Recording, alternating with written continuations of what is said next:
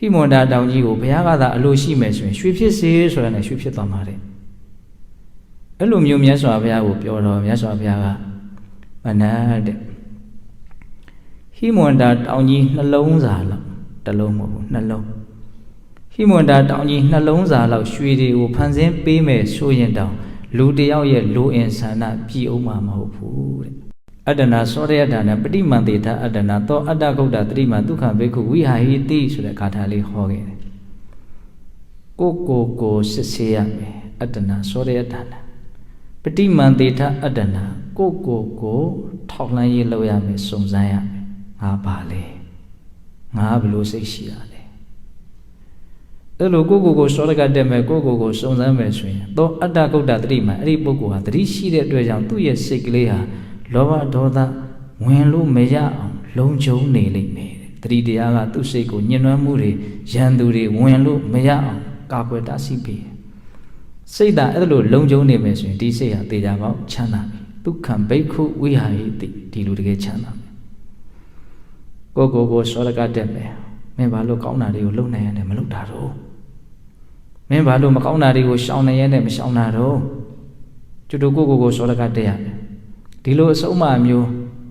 ဘယ်လိုပညာရှိကမှမပေးနိုင်ဘူးဘုရားကလွှဲရင်ဘယ်ပညာရှိမှမပေးနိုင်ဘူးကျွတ်တို့ကအခုစောရကတွေတော့တက်တယ်ဘယ်သူတက်နေတာတော့သူများကြီးလျှောက်တက်တယ်ဘာလို့ဒီလိုလုပ်တာဘာလို့ဒီလိုပြောရတာတော့ဒါကြီးကပါတော့ဟုတ်လားသူများကိုပဲဘာလို့နေတော့စောရကတက်ကိုစောရကတက်ရခေါင်းမှန်ကိုမသိအမှန်ကိုဘာလို့ရမှာတော့စောရကတက်ရစောရကတက်တယ်ဆိုတာ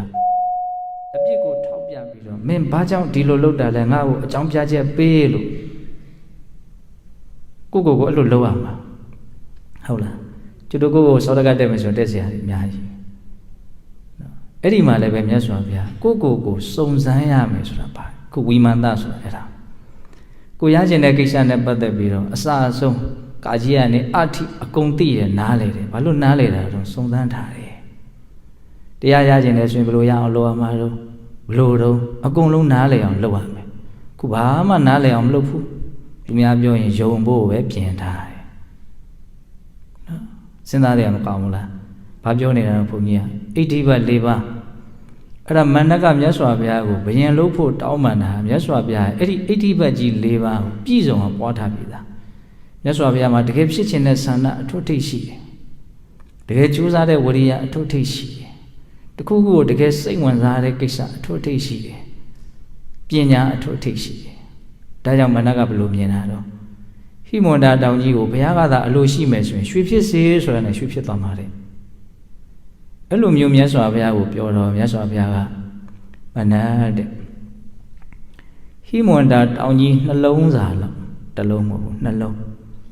ဟိမန္တာတောင်ကြီးနှလုံးစာလောက်ရွှေတွေကိုဖန်ဆင်းပေးမယ်ဆိုရင်တောင်လူတယောက်ရဲ့လူအင်ဆန္ဒပြည့်အောင်မှာမဟုတ်ဘူးတဲ့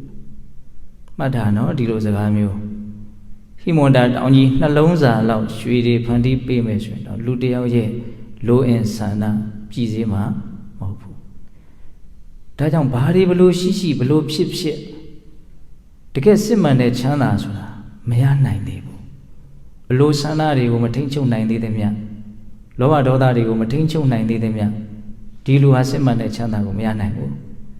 စစ်မှန်တဲ့ချမ်းသာကိုရကျင်တယ်ဆိုလို့ရှိရင်အခုငါပြောတဲ့နော်ချမ်းသာကြောင့်တရား12မျိုးနဲ့ပြည့်စုံမှသာလေဒီလူဟာ